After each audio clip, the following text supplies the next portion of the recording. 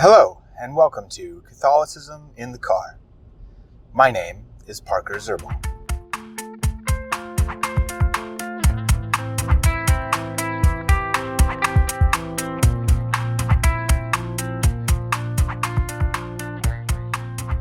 Okay, so this morning we talked a lot about nominalism and how kind of some reasons that in my opinion it's not the best paradigm to take for looking at reality. I want to kind of continue this discussion, particularly of nominalism, by discussing its effects in the world today, and particularly how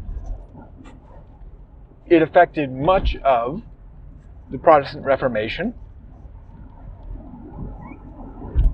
and much of the subsequent history of Protestantism in general. So Luther had been taught in an Augustinian seminary or school, I guess, and Catholics didn't really have seminary around then formally. That wasn't formal until the Council of Trent in the 1560s, I believe, 1550s, 1560s. But he went to a monastery school, or a school run by the Augustinian friars that he was a part of. And I know he was also part of a university before that as well. And many of his professors, many of his teachers were,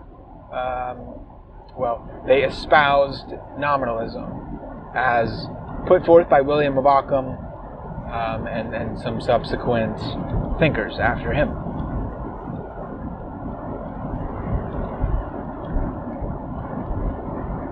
Now, I think it's interesting to look at the effects of that philosophy, that paradigm of reality, upon the Protestant outlook of life, as opposed to the Catholic one.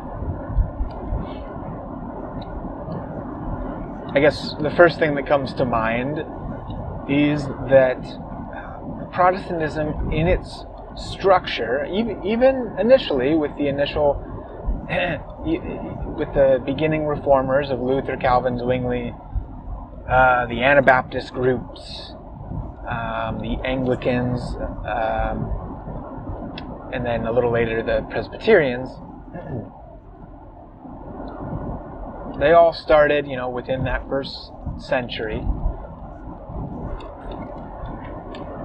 And I think there's an interesting parallel between each of them that relates itself to the subject of nominalism. And that is the individuation of not just their ecclesiology, their structure, because as compared to Catholicism, it is more individualized. It doesn't have as much of a, you could say, it doesn't have as much of a group structure to it, because, this is interesting. When you think about it, an organization with a head of one, with one person at the top, ends up having more of, I would argue, more of a communal aspect to it than either an oligarchical organization or a more democratic organization, which is interesting. The farther you get away from individuation at the top of hierarchy, it seems, the more individuation you get at the bottom. And this can be good. This can be a good thing. In our present culture, I would say democracy is a good, as opposed to If people tried to revive true monarchies, not like the monarchies that currently exist in England and in Spain, where the monarchy is basically just a figurehead. No, but a true monarchy where the monarch actually holds real power. As long as that person is not corrupt, he or she actually brings a larger, I would argue, a larger aspect of community to individuals. Because what happens is you have those at the lower end of the structure, which is the vast majority of the people within an organization. They look to the head. They look to the head of the organization, or heads, plural. They look to them. And they inevitably start to determine their own outlook upon life based upon those heads. Whether they're good, whether they're bad, because the heads of organizations have such power, whether they want to or not. They have hard power, especially when it comes to states.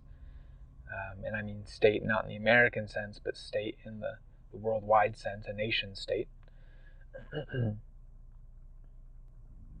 So people look to the heads of those organizations. Now let's kind of think through this with me.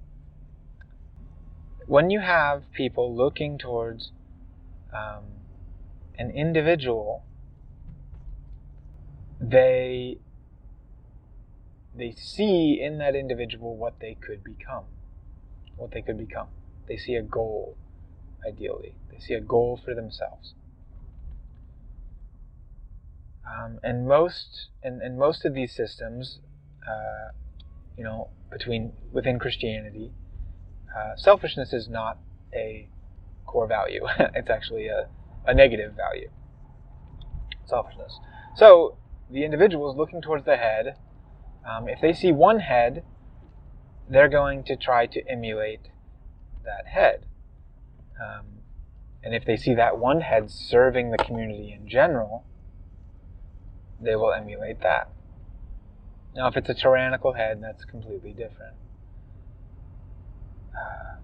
That's not an ideal situation. That's not what the structure was designed to do. Anyway, I'm trying to think through this here because there is something here. There's something here to be said for a difference between Protestantism and Catholicism, and paralleling the differences between nominalism and realism. Nominalism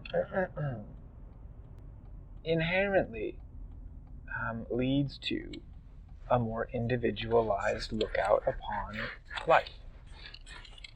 Realism, I think, because you're looking towards general concepts, you end up looking towards the general welfare of humanity. Nominalism brings you towards an individualized look upon humanity, because there is no such thing as humanity within nominalism. Anyway.